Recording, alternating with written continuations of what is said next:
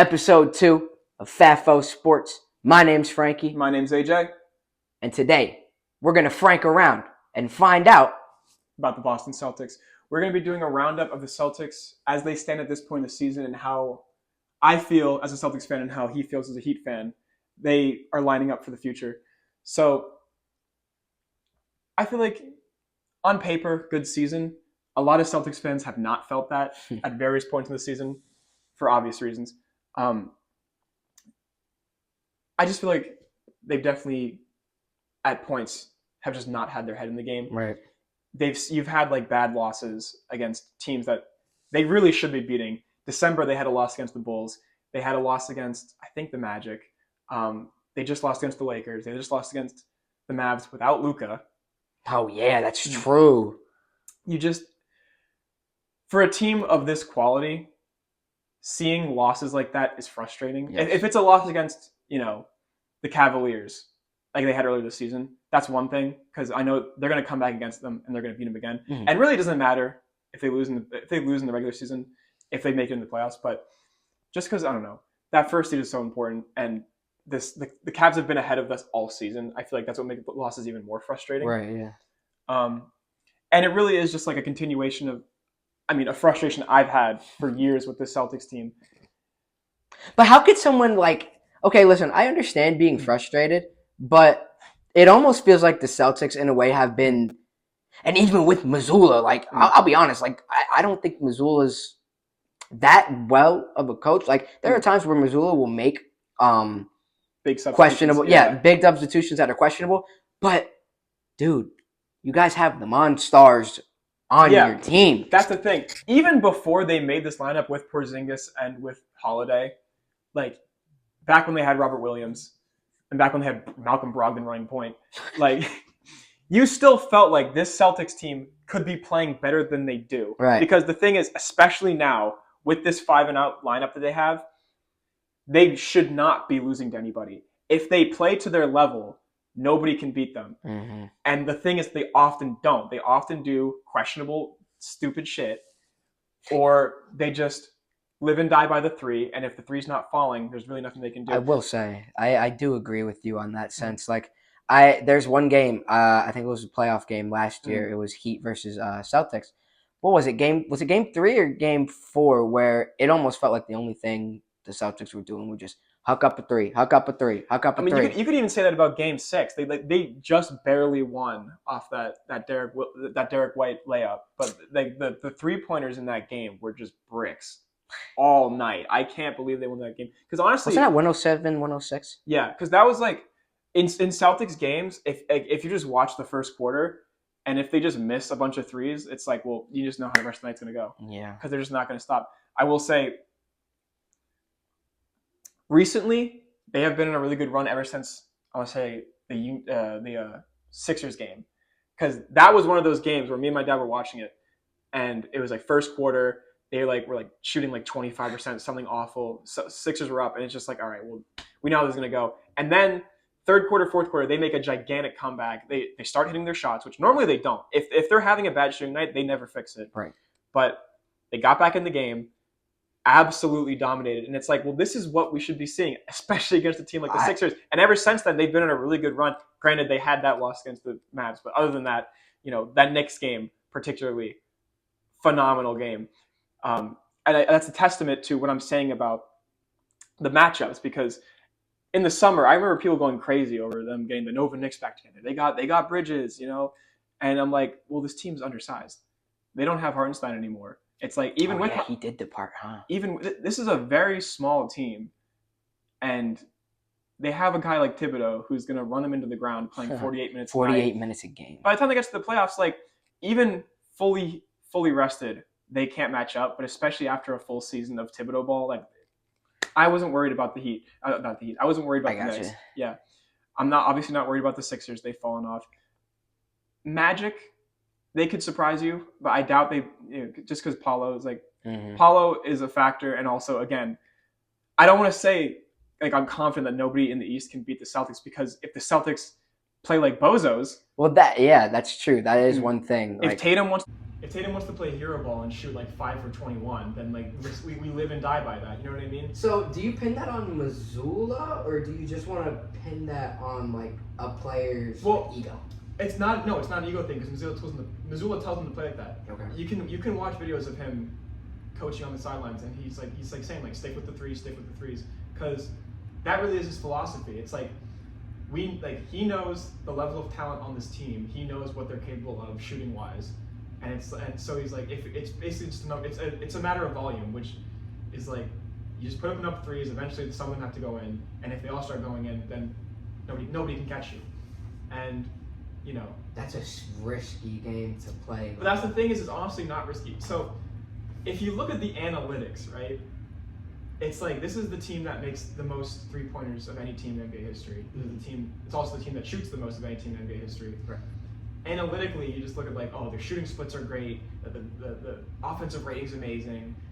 Great great net rating, and it's like it's hard to describe, but it's like you don't feel like this is an all-time team. I felt this way last year because like they were a team that put up like record numbers and like all these different stats, and it's like, yeah, and this is a fantastic team, but you don't like feel it. You know what I mean? Like even if they're shooting more, if they're making more threes and shooting better percentage than like the Warriors, like this, like the when Curry won the MVP in 2016, it's like I still like in my mind I feel like they're a better 3-pointer team, and I don't really know what the reason behind that is. I think it's maybe just because in this era, like, it's the era of analytics, where, I mean, the Celtics aren't the only team playing like this. It's just that they're the team that's best at it. Right. Every team realized 3 is more than 2, so if you score more threes, you win the game. And it's so you know, every team has cut out mid-range from the game. It's either you shoot from threes, or by blowing people out, you leave space in the middle so you can get easy buckets in the paint, or you can get easy buckets in the lane. And I think that honestly might be why, is that like the team, all right, when they're on a roll, it's really fun to watch. Like when Derek White splashes like 2 threes, Tatum takes 2 awful step backs, but they both go in. Jaylen Brown gets one, Drew gets one, Porzingis shoots from like 30 feet. It's like when they're on a roll with these threes. I don't want to say that this like constant 3-point shooters is boring, because when they do it, I love it. But it's fun to watch. Oh yeah, but it is kind of like, well, I mean, every team really plays like that. And the other thing is that like with the diversity in terms of like player architecture they have, they can make any shot. It's like they don't necessarily need to shoot as many threes as they do. Like they have a guy like Porzingis who's really good in the paint, really good, and like not the mid range, but like just outside of the paint. He gets some good fadeaways. He gets like some good like little overpasses. Jaylen Brown has an amazing just like pull up and hang in midair for like 5 seconds and then like drain it.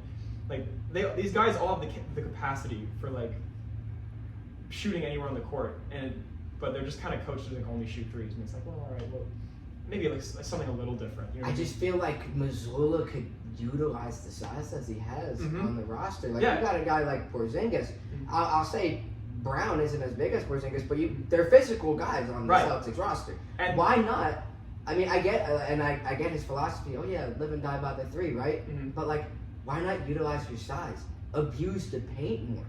You know what I mean? And here's the thing: you got a guy like Jaylen Brown who's going to play physical. You don't think that won't help him draw more fouls ultimately? And you know what? I think Porzingis is in a weird area where I mean, like a guy like Wembanyama, he also does this where he shoots a lot of threes for his size. It's like, well, if you get Wembanyama in the paint, no one's gonna block him. But the other half of it is, it's a matter of longevity. Right. Okay. Like, if Wembanyama, I think, is really smart. He knows he's a guy who knows how tall he is, and what the careers have looked like for guys as tall as he has. How they've looked for a guy like Yao Ming, how they've looked for a guy like Porzingis.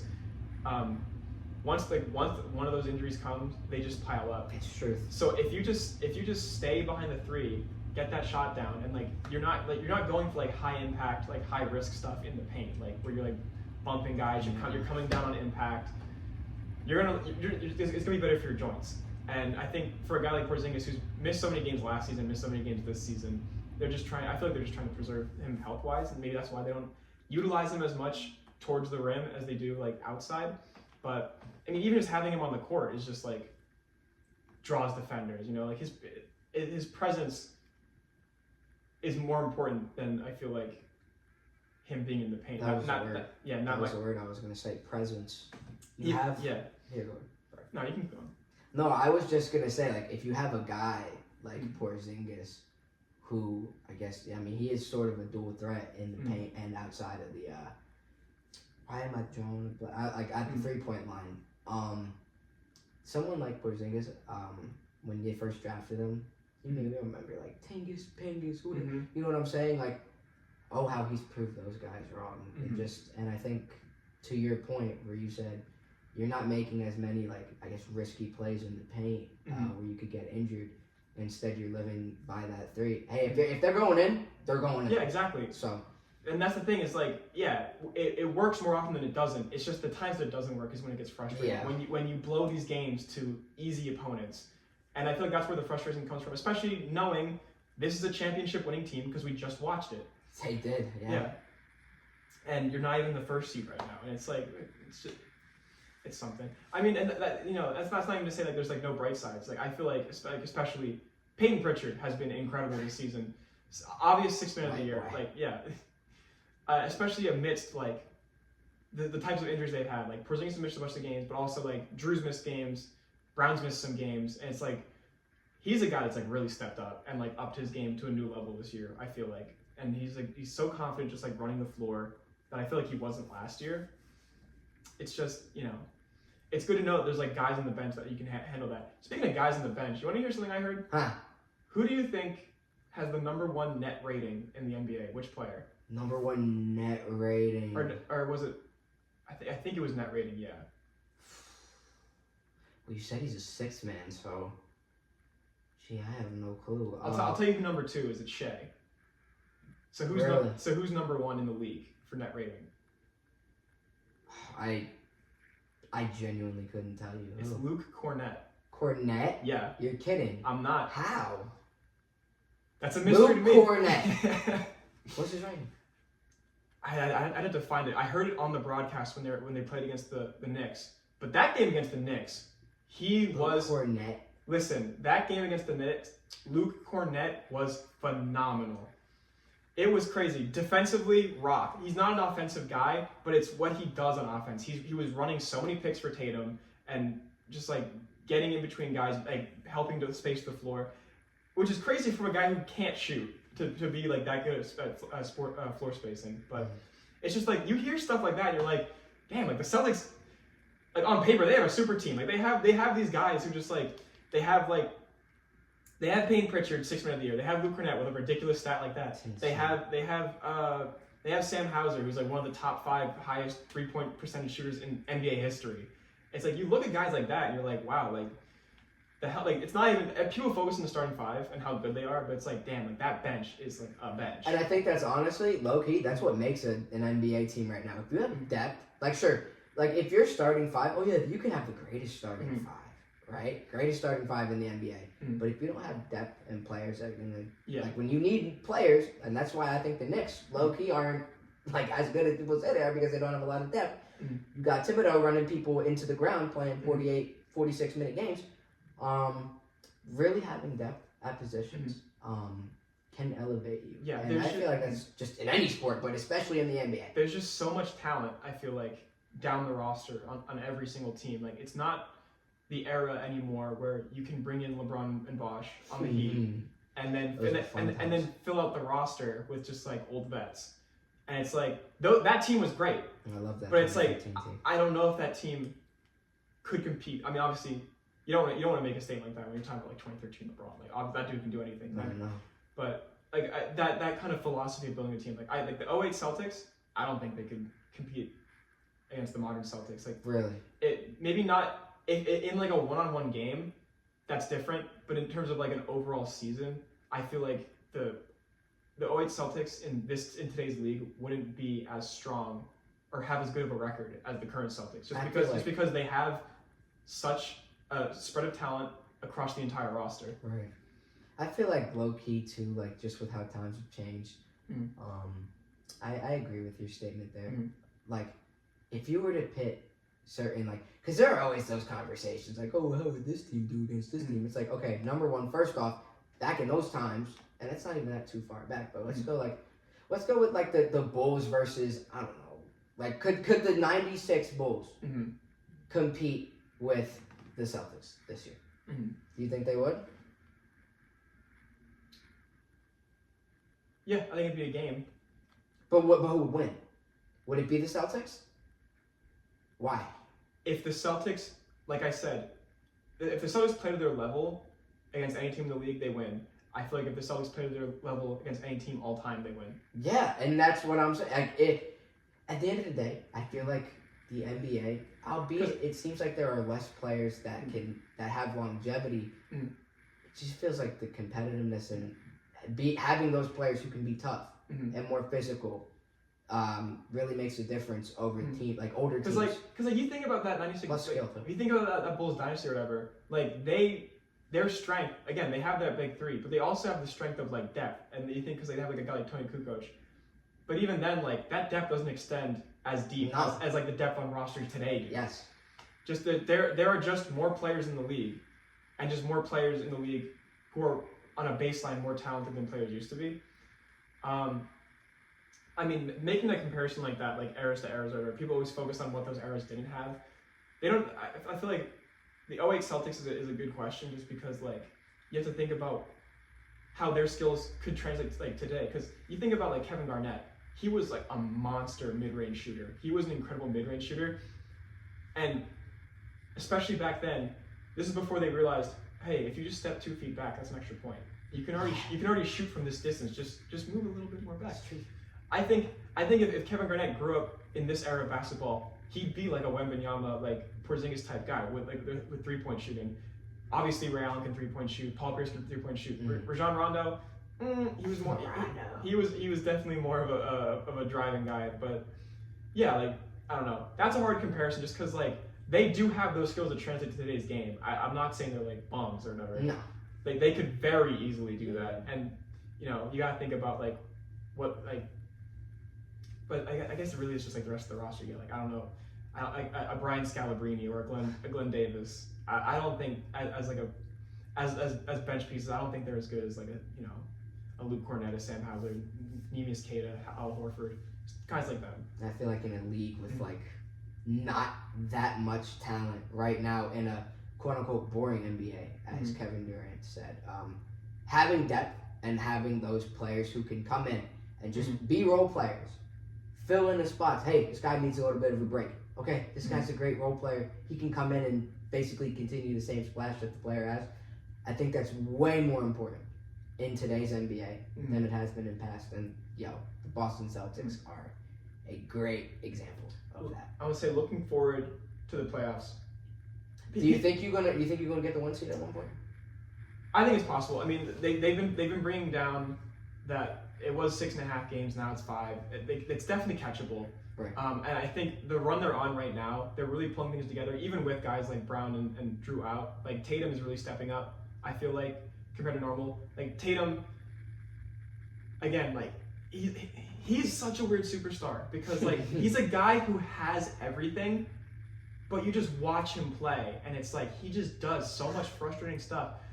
Like he just has so many bad shooting nights, and it's like it's still crazy how he hasn't gotten that down consistently. But he's still like achieved so much. It's the truth.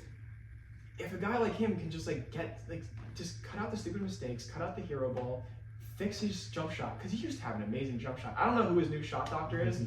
The last 3 years he's had a horrible jump shot. He completely destroyed his mid-range game. But yeah, if he he's kind of like emblematic of the Celtics as a whole. They have all these incredible tools. Even if they're not at their full potential, they can still win. But it's like, damn, you really wish they were at their full potential. Yeah. It's frustrating. But looking forward, yeah, I feel like they can probably get the 1 seed. I don't even know if home seed advantage is really all that important for the East. Just because like it's weak. They're really just call it what it is. Yeah, like they really only have one team that's competition. It's the Cavs, and honestly, the Cavs might even go out. I know the Knicks can't beat them. And the Knicks can't beat the Celtics, but the Knicks could surprise the Cavs, I feel like. I can see it. It's just looking forward to the West. I want to say last season, I was not worried about any team in the West. I knew if we got to the finals, we'd be good. Especially when I found out we were playing the Mavs. I was like, oh yeah. Because I remember everybody was saying, like, Mavs are better. They have the best offensive duo in history. And it's like, but look at the rest of the team. It's the truth. Again, it's a matchup thing. Like, you don't have the guys who 1-to-1 can match up with guys of this height with this skill set. I want to say, I do think there's a team that scares me this year. Who? I think it's the Thunder. Really? The Thunder. Hey, OKC's young and hungry too. Young and hungry. I mean, you could make the argument that because they're young, they're inexperienced. Like they might be like. I think that could help. They might be like that first Thunder's team that won against the Heat, and they might just not have the experience to do it. But if you're looking at lineups, like they are the best defensive team in the league. I agree, and I think, and it's not even like, it's a cliche among leagues, but we saw it in the Super Bowl this year with the Eagles. Yo, defenses, they win, and if you have a top defense in any sport, that's gonna overcome and outshine any top offense. They have, who I think right now is probably going to be the MVP. Okay. I think it's close. It's between him and Jokic, but I think even the advanced metrics, who people seem to care about a lot, they're saying Shea now compared to Jokic. Then you just look at the rest of the team. Like they have a Holmgren. That's a guy who can match up with. That's a guy who can match up with Porzingis. Younger, more nimble, same height. If he can stay healthy. Yeah. If he can stay, and if Porzingis can stay healthy, they could both not even be there, and it's not even a problem. Then you got a guy like Lou Dort. That's a defensive monster in the same way that Drew Holiday is. You got the guys on the bench like Isaiah Hartenstein. That's someone you can bring in for size, and I'm like, that's a scary team. It's the truth. That's a scary team. Hey, if it's the finals this year, which honestly, if that's the finals this year, that's a good finals. That's a good finals. That's a good finals. It ain't like the finals last year, bro. Mm-hmm. But yo, AJ, this was great. I appreciate you once again coming on. I'm glad we could have this little chat here, talking about how the Celtics, your thoughts, and if it is OKC versus the Celtics, what's the series and who's the winner? That's got to be a 7-game series. If it's going to a 7th game in the Garden, oof. That's the thing is that that's why I feel like home seat advantage doesn't even matter, because you remember when they lost the Heat game, man. Dude, they dropped 3 games at home. That's true. The Celtics at TD is not the same as the Celtics TD 10 years ago. I don't know what it is with this team and why they can't win at home. Not necessarily they can't win at home, but it's like their record is just it'd be 15 and 10 at home, in the playoffs or whatever. It's crazy stuff. But yeah, that's why I want to say even at home, I don't really know how that works. I don't even want to think about that. Oh my god. I'm confident. They got the job done last year. They look like they're managing the injuries a little better this year. They're using the bench guys a lot. They're using guys like Keita. They're bringing in guys like Sharman hasn't played that much, but they bring in the guys off the bench. They do their job. They're really stepping up. I feel like managing the roster, I think they're in a good position for the playoffs. I think they're going to repeat. Really? All right. Well, hey, look, as a Heat fan, I'm not looking forward to that. I wish you luck, but honestly, you got it already. You had it. So, hey, bro. AJ, this was great. I appreciate you once again. Episode 2 of Frank Around and Find Out, where, hopefully today, we've helped you Frank around and find out a little bit more about the Boston Celtics. Catch y'all in the future.